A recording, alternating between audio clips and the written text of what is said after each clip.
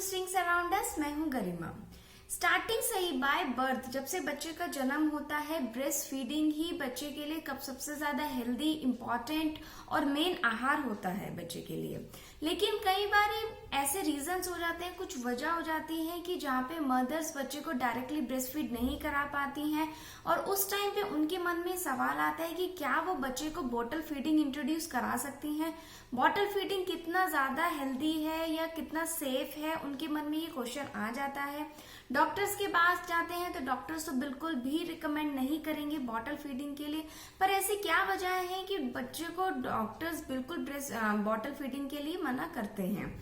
आज की वीडियो में मैं बात आपसे यही करूंगी कि बॉटल फीडिंग कितना सेफ है, आप बॉटल फीडिंग को कैसे सेफ बना सकते हैं, क्यों डॉक्टर्स आपको मना करते हैं बॉटल फीडिंग के लिए, ये सब हम इस वीडियो में जानेंगे। सो मेरी कोशिश रहेगी कि आपके मन में आए सवालों को रिलेटेड टू बॉटल फीडिंग मैं सॉल्व कर सकूं। वीडियो पसंद आए तो वीडियो को लाइक जरूर कीजिए। चैनल को अभी तक सब्सक्राइब नहीं किया है तो प्लीज चैनल को भी सब्सक्राइब कीजिए एंड बेल आइकन भी जरूर प्रेस करिए सो दैट हम जो भी वीडियोस डालें आपको उसकी नोटिफिकेशन सबसे पहले मिल जाए।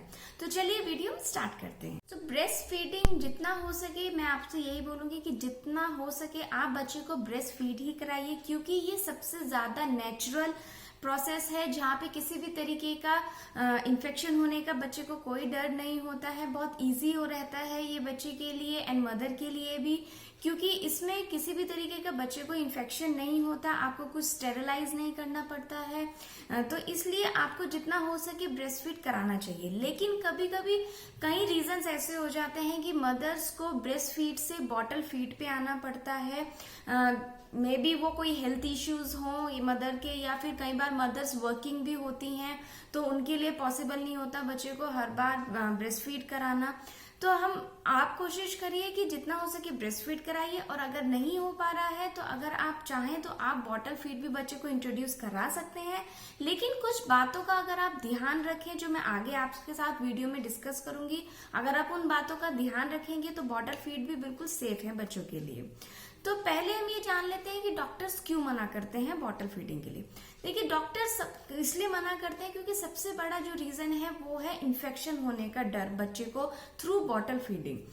बॉटल फीडिंग कराना जितना ज्यादा आपको लगता है कि इजी रहेगा, पर उतना ही लॉन्ग प्रोसेस है, क्योंकि बॉटल को आपको प्रॉपरली डिसइंफेक्ट करना होगा, प्रॉपर स्टेरिलाइज करना होगा और काफी बातों का ध्यान रखना होगा अगर आप बच्चे को बॉटल फीडिंग इंट्रोड्यूस कराना चाहते हैं। तो डॉक्टर्स का यही कंसर्न रहता है कि बच्चे को किसी भी तरीके का इन्फेक्शन ना हो, इसलिए बच्चों को डॉक्टर्स बॉटल फीडिंग के लिए मना करते हैं। लेकिन अगर आप कुछ बातों का ध्यान रखेंगे तो आप बॉटल फीडिंग बच्चे को डेफिनेटली दे सकते हैं। तो आइए अब जान लेते हैं कि वो क्या क्या चीजें हैं जिनका आपको बॉटल फीडिंग के टाइम पे ध्यान रखना है बच्चे के लिए। सबसे पहली बात और सबसे ज्यादा इम्पोर्टेंट बात, मतलब बहुत इंपॉर्टेंट है ये पॉइंट, सबसे इम्पोर्टेंट पॉइंट है बॉटल को स्टेरिलाइज करना। जी हाँ, बच्चे की बॉटल को आपको हर फीड के बाद अच्छे से वॉश करना है, उसको स्टेरिलाइज करना है एंड अच्छे से उसको स्टोर करना है।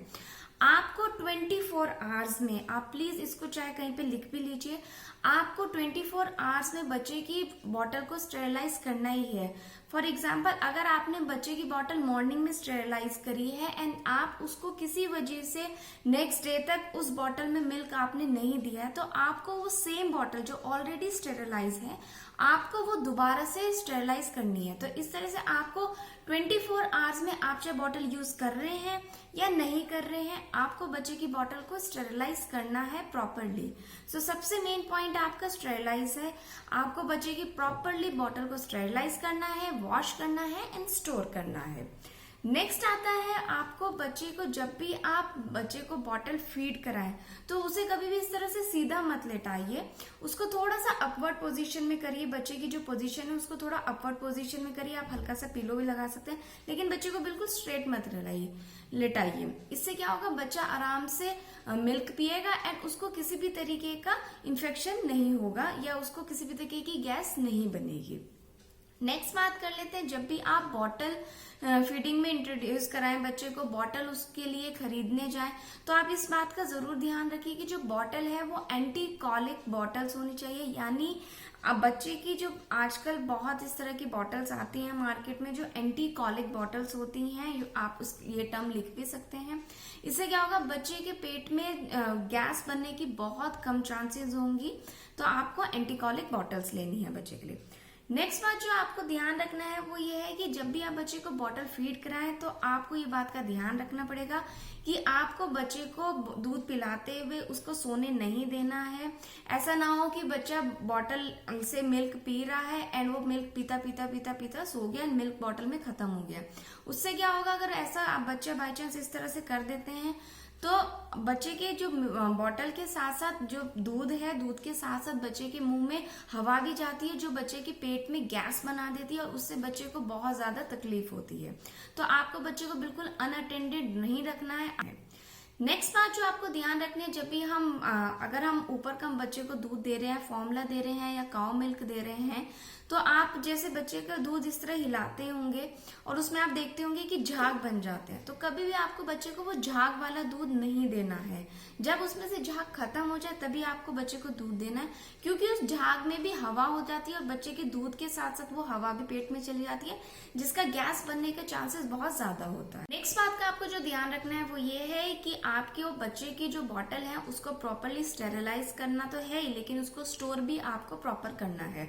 स्टोर करने के लिए आप बच्चे की बॉटल को अच्छे से वॉश करिए, स्टेरिलाइज करिए एंड उसको प्रॉपरली आप फ्रिज में स्टोर कर दीजिए।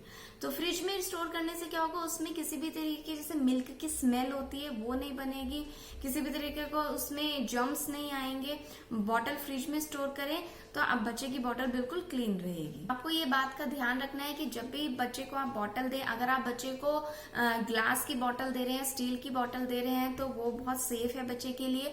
और अगर आप बच्चे को प्लास्टिक की बॉटल दे रहे हैं तो एक टर्म होती है BPA फ्री, BPA। तो बच्चे की जो प्लास्टिक की बॉटल होनी चाहिए, आप कोई भी ब्रांड की लें लेकिन वो BPA फ्री बॉटल होनी चाहिए, यानी इस तरह के का कोई भी केमिकल बच्चे की बॉटल में नहीं होना चाहिए। बातों का अगर आप ध्यान रखेंगे एंड कंटिन्यूसली इनको फॉलो करेंगे तो कोई इश्यू नहीं आएगा आपको बॉटल फीडिंग के लिए। बॉटल फीडिंग भी सेफ है अगर आप ये सब पॉइंट्स आप फॉलो करते हैं।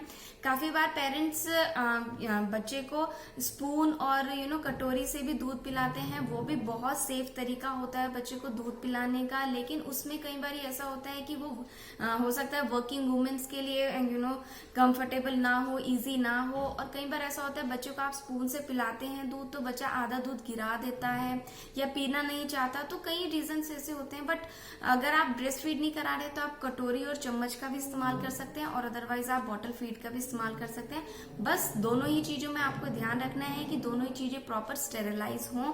इस स्टेरिलाइज वर्ड पे मैं आपका इतना ज्यादा फोकस इसलिए दे रही हूँ क्योंकि ये बहुत इंपॉर्टेंट है।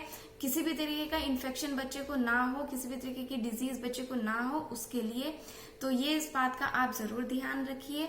एंड में मैं आपको ये बात भी बोलना चाहूंगी कि बॉटल फीड का मतलब ये नहीं है कि आपको उसको फॉर्मूला मिल्क ही देना है बच्चे को या फिर आपको ऊपर का मिल्क काउ मिल्क ही देना है बच्चे को।